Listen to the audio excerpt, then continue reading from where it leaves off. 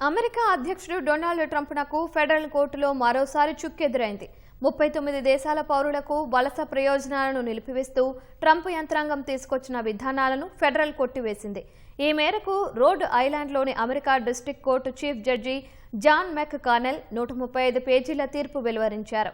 Trump ప్రభుత్వం తీసుకొచ్చిన ఈ విధానాలు చట్ట విరుద్ధమని ప్రకటించారు. ఇలాంటి ఆంక్షలను విధించే అధికారం America citizenship and immigration services కు లేదని జడ్జి స్పష్టం చేశారు.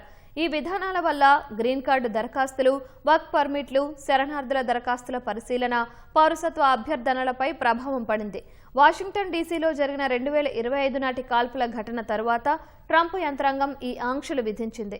దేశ భద్రత దృష్ట్యా ఈ చర్యలు అవసరమని ట్రంప్ యంత్రాంగం సమర్థించుకుంది.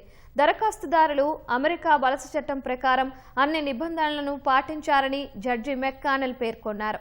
అమెరికా పార్లమెంటు ఏ వలస చట్టాలను అమలు చేయాలని సిటిజన్షిప్ అండ్ ఇమిగ్రేషన్ సర్వీసెస్ కు బాధ్యత అప్పగించిందో ఆ చట్టాలనే ఆ సంస్థ ఉల్లంఘించిందన్నారు. ఆ సంస్థ కార్యకలాపాలను నియంత్రించే పరిపాలనా చట్టాలను కూడా ధిక్కరించినట్లు జడ్జి వ్యాఖ్యానించారు.